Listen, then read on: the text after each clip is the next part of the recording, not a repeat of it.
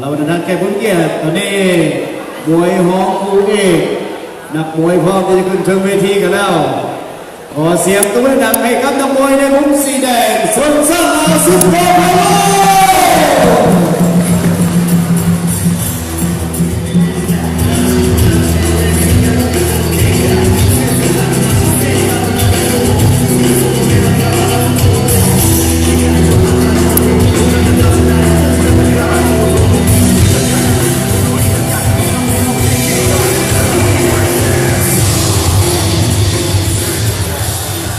งผู้ต่อสู้อยู่ในมุมสีฟ้ารุ่นน้ำ50 กิโลกรัมสัปดาห์เช้านี้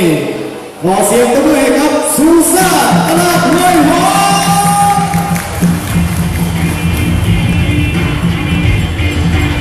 ซูซ่านักมวยจากเจ้าภาพออกมาจะได้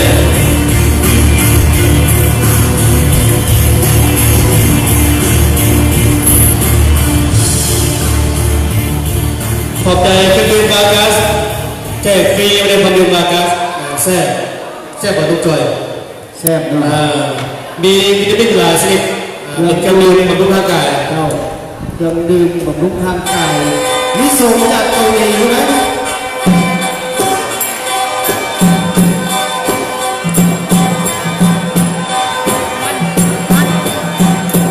เดินทางเป็นมวยคู่สามท่านผู้ชมคู่ที่3เป็นการพบกันระหว่างซนซ่าลาวสิงโตพลุซนซ่าลาวสิงโตพลุมุมสีแดงซื้อเทวาเท่าข้างล่างสุดโซ่ฟอร์มสวยงามเอาชนะคะแนนโดโดทุกประตูเป็นมวยคนเพื่อนท่านผู้ชมปัจจุบันทุกฟอร์มที่ค่ายโตพลุบ้านต้นที่รถเมืองศรีพัทยานครหลวงรับนักมวยรุ่นใหญ่ที่ซนซ่าลาวอยู่บ้านตาดทองเมืองสุพรรณบุรีนครหลวงพร้อมไปฝันยาครับแค่ทราบคุณผู้สอนคืออาจารย์สายบรรษาสุวรรณนันท์ค่ายสิงโตพลุบ้านโนนเพียงเมืองสุพรรณบุรีนครหลวงและผู้แข่งขันผู้ชกของทางด้านมุมแดงคนสลาวก็คือทางด้านซูซ่าตลาดมหงซูซ่าตลาดมหงแต่ว่าเป็นมุมสีฟ้าอายุ17 ปีขึ้นไปที่ตีมาแล้วเซาทั้งชนะ15เสีย3เสมอ2และเป็นนักเรียนผลการแข่งขันครั้งสุดท้ายว่าชนะมาส่วนผู้ฝึกอาจารย์เพ็งศิริพัฒน์เป็นมวยครบเครื่องปัจจุบันที่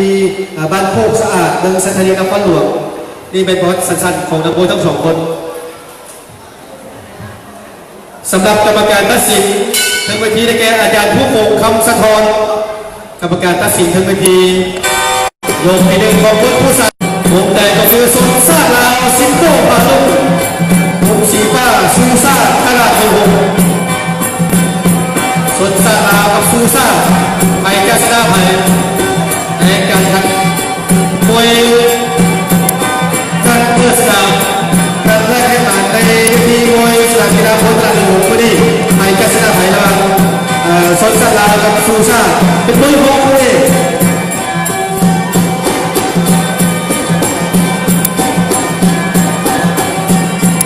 มวยหอกคู่เอกนี่พบกันในน้ำหนัก50 กิโล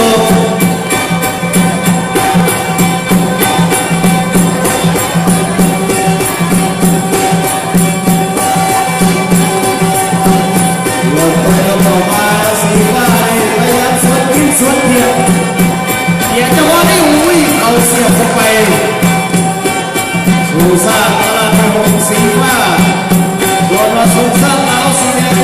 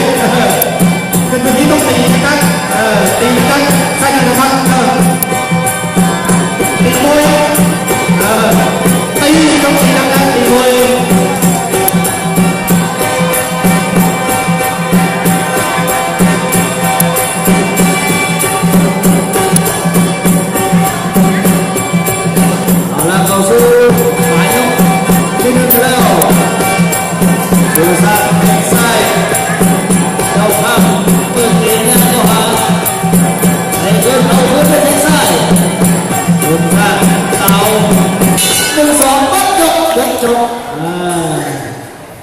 มีเพลงมีซิงกับมีเซน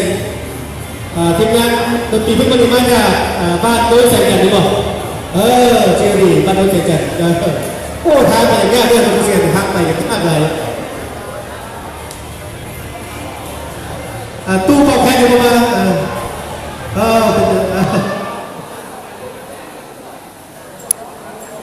ทีมงานของดนตรีพื้นเมืองไปเห็นได้ยินเสียงแค้นนี่มันคือทอดประตูเจ้าวองมาเลยตู้เป๊ปซี่คนละทีมงานผมทีมงานเดียวแต่ว่าเพิ่งพักผ่อนแล้วเอาใส่เป็นพิลึกไหนใส่หลายหัวได้เมื่อยอะไรตั้งส่งขึ้นอดีตนักศิลปินโบราณของคณะสมาคมศิลป์ตู้เป๊ปซี่เวลาเพิ่งพักผ่อนอยู่บ้านแล้วเอาไปเลย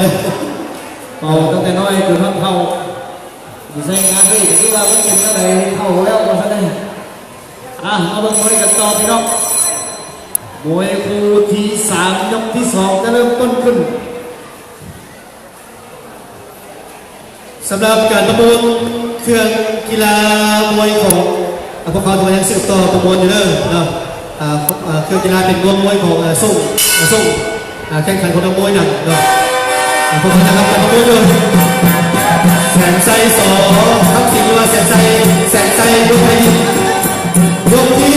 2นะครับยกที่2ในเรื่องเจ้าสนสารอาสวัสดิ์แน่นอนรวมเข้าไปตี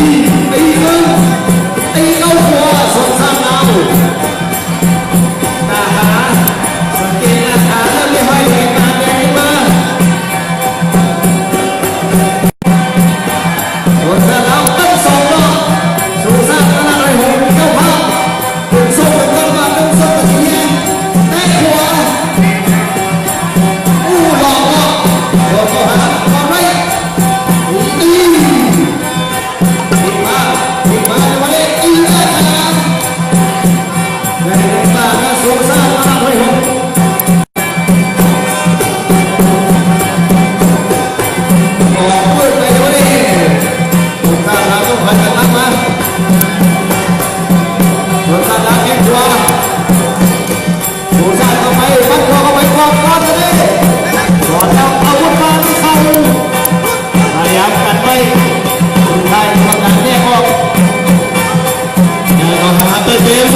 ซูซ่ามาจากโคซ่าดูสถานีโอ้ลงไปสถานีลงไปก็คือทางด้านสนซ่าลามาจากเมืองสีพุ่งกระบอก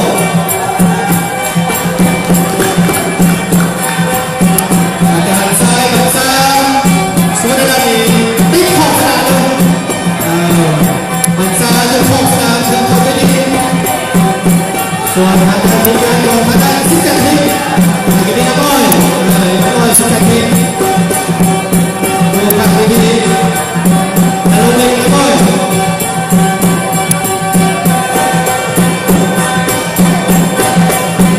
พยายามที่ก็ใส่พยายามที่ก็หาสนับครับสู้ซ่าเอาไปวันนี้โอ้ดูเป็น2เอาดูซะเราทั่วเราวางได้ดูเข้าซ้ายดูซ้ายลงไปเชี่ยขาไม่ได้กรรมการขาก่อนจากทุกคนครับสะท้อนกรรมการหน้าตาดีชุดถึงไปทีวัดยกที่2เอาผ่านไปยกที่2ต่างฝ่ายต่างพอใจกับผลงานของเด็กเราผ่านไป2ยกเสือมาไห่หน้าไห่ท่าไห่หน้าไห่ในนักมวยทั้งมาเป็นการทุกสอนกระตือรือร้นไม่ได้เราสำหรับนักมวยโอ้ผมก็มีเสียงกรอบให้ว้ายดูน้องจะกินข้าว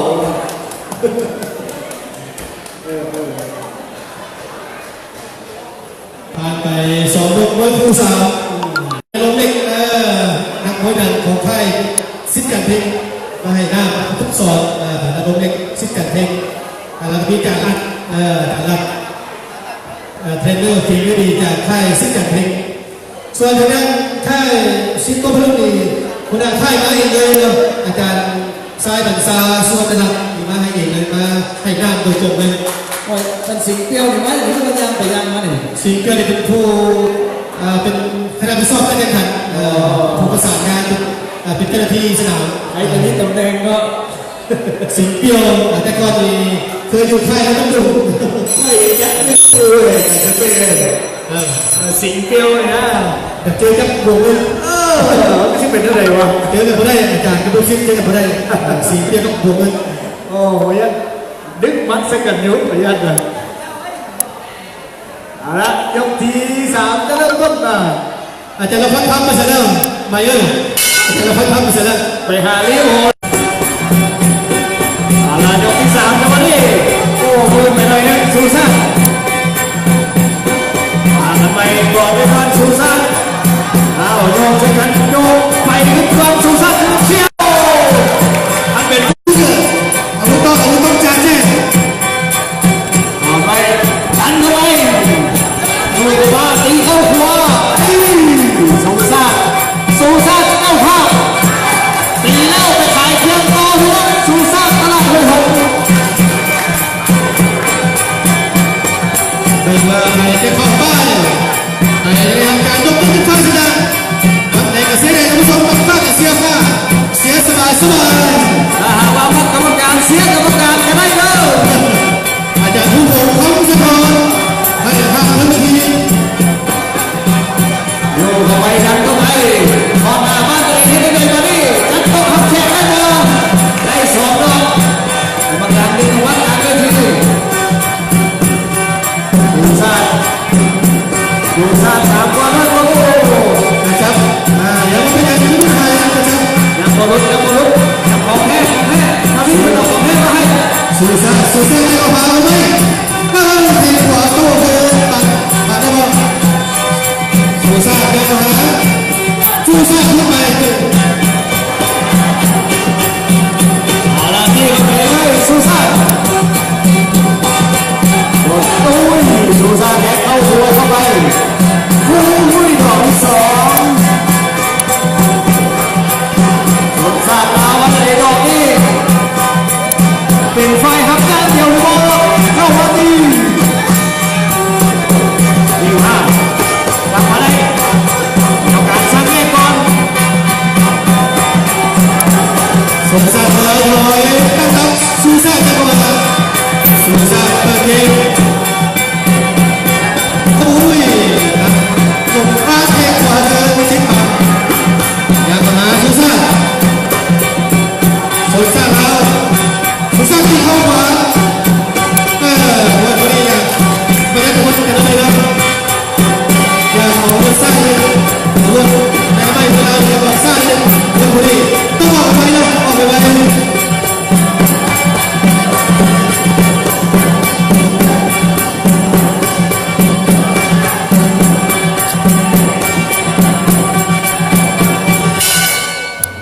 เปิดยกที่3ส่วนซาลาพบกับทางด้านซูซ่าซื้อดีเราส่วนซาลาเข้าแล้วลุกพบกับทางด้านซูซ่าตลาดไทยหกซื้อกับซื้อนักมวยกับซื้อไทยโอ้คล่องดีนี่ แบบตีแล้วเลยไปลงไปขายเครื่องช่วยแม่ ซูซ่าทางด้านบุญซิด โอ้ ปูพงซิด พงซิ้นคุณอ่ะ บักเซอร์เป็นเพื่อนบ้าน อันชนชาติตาเลยสมบัติ ทีมน้องเต็มหมดโซซาลาหรือว่าทางด้านดวงเงินอาจารย์ดวงเงินบักอาจารย์ดวงเงิน อาจารย์ผู้โขกในสมบัติ ผู้ครูครับสถานีอาหารที่มักที่สุดอยู่นั้น มักยัง บักแจมประเดชกับ เจ้าประเดี๋ยวใช้ไม่เห็นแล้วไปกินพิซซ่าอยู่ แจมประเดชกับปิ้งปลา โอ้อาหารพื้นเมือง เป็นพ่อของทางด้านมวยลาพาไปแข่งขันในซีเกมนะ ซึ่งแล้วเป็นไง ครับผู้วันที่ว่านักมวยสากลที่เราแสดงนักมวยจากเนปาล แสดงรอบ32 คน หอบซิงโคหอบสมุทรคนเสียกันตะวันอุซเบกิสถานนะ ไปเจออุซเบกิสถานคนละห้องทาง ไปประทมดวงดาวเราสารพัดครับผู้วันคำสะท้อนเป็นลูกชายของกรรมการทางพื้นที่ อันนี้นักมวยลาวของลาวเขาผู้ผูกคำสะท้อนตามมาต่อไป เดินทางมอยกที่สี่ตอนนี้ยังหัวใครจะได้เปรียบเสียเปรียบเพิ่มเข้าไปสองรอบมีรุดสุดสานอาจีเข้าไอ้รุดทุกการถูกลงโทษเตะขาเข้าไปเลือกจะเป็นส่วนลูกหรือว่าส่วนท่าเราส่วนท่าเราเป็นความจะได้เป็น ยกสี่เลยยกสี่แล้วไล่อาวุธเอาไว้เดินมาต้องตีตีซะแล้วต้องใส่ตัวตีตียกสี่แล้วก็จะเป็นสองคนเป็นอะไรตีตีไปเลยออกไปเอาแล้วออกไปตีสุดท้าย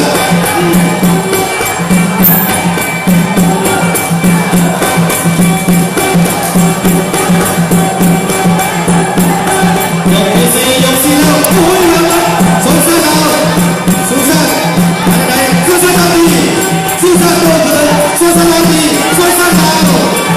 สงสารเราโอ้เขาเรียกเขา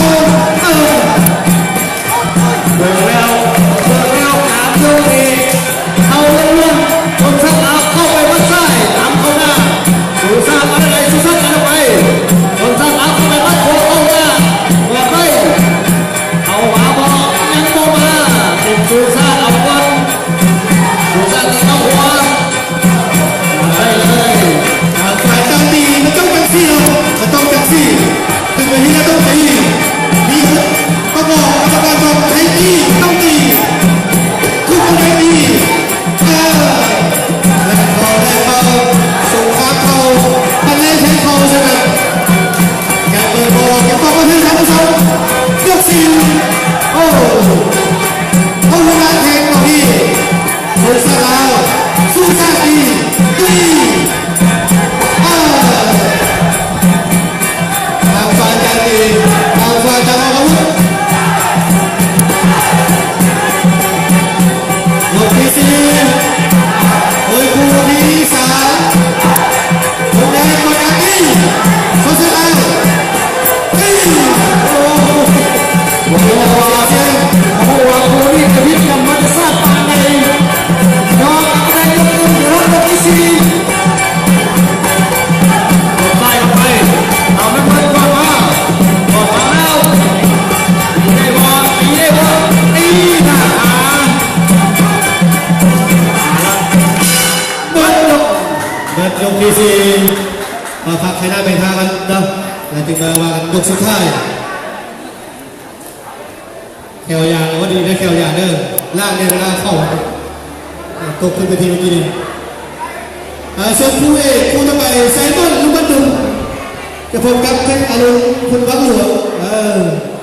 ปิดมวยคือคู่ธรรมชมไซมอนลูกบันดุงพบกับเพชรอรุณคุณวังหลวงคู่เอกคู่ต่อไป คู่ต่อไปนี่บอกว่ามวลมันโมแพ้กว่าสองสามคู่ที่ผ่านไปนะเพราะว่านักมวยทั้งคู่ดีผ่านเวทีงานใหญ่มาแล้วหลายคนหลายครั้งด้วยกัน เจ้าสำหรับค่ายคนวัดหลวงตั้งอยู่บ้านสิบุญเรือง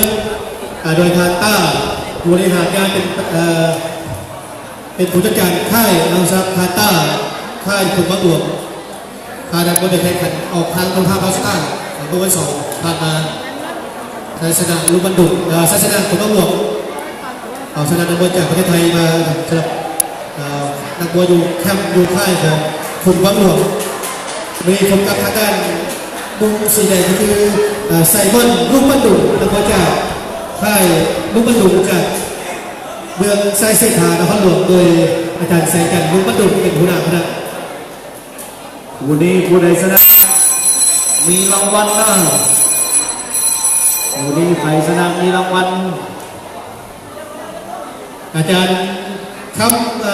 อาจารย์ผู้โคงคำสะท้อนกรรมการตัดสินพิธีกรรมการหน้าตาดีของสปปลาว เพิ่นแจ้งมาว่าเพิ่นยังบ่มีแฟนเนาะบอกว่ายังบ่มีแฟน ลูกชายกับหมักไม้บนไก่ต้นเนาะหมักไม้บนไก่ต้นเป็นนักมวยกันลูกชายเป็นน้องไม้น้องเสือ2,10ลูกชายของพวกผมเอาละอายุสุดท้ายยกสุดท้ายยกที่ห้า3 นาทีบนที่การต่อเวลามาจากไหนนักมวยลูกฟ้าแยกออกหาซูซ่าโอ้ยยิงไปวันตีได้ อยู่ในกระหอบก็ได้ยังกระไรแค่ครัวคนชาลาโอ้ยเป็นคำว่าสกุลมันเป็นอันตรายนะป้าที่ได้ดีมากขอบคุณนะคนละเข้าเฮ้ยมา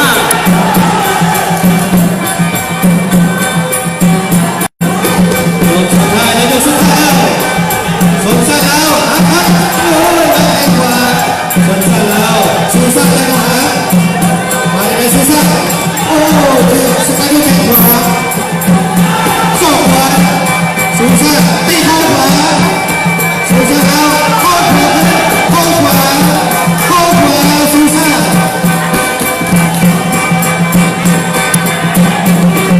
ไวเวลาใกล้จะหมดแล้วไวซูซ่าตีซูซ่าแล้วซูซ่าตีข้างซ้ายต่างฝ่ายต่างตีต่างฝ่ายต่างแน่ต่างฝ่ายต่างออกอาวุธไวยกสุดท้ายแล้วไว เอาละเริ่มพอใจกับผลงานแล้ว โกเข้าซูซ่าโกเข้าโอ้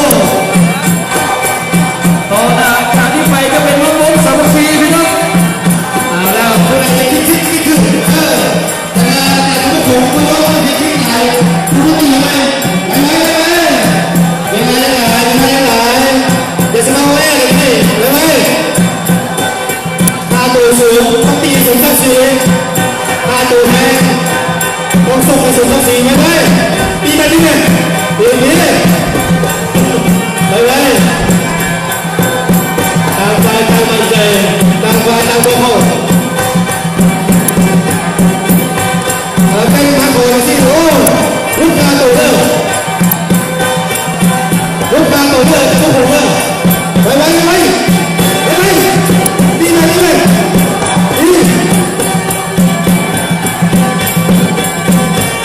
ยกสุดท้ายแล้ววันยกสุดท้ายแล้วรอถ้าผลการตัดสินใจเป็นทางการโดยคนนี้วันยกสุดท้ายตีกันเพียงแค่30 วินาทีเลยอีกเหลืออีก2 นาที 30 วินาทีเต้นอย่างเดียวเต้นไปยาวไปโอ้ยพอได้เลยเป็นวิธีต้องตีเลยคุณต้องไปต้องตีพอเป็นมันเต้นกันสิ สำหรับผู้ได้ว่าหากว่าผู้ใดชนะก็ได้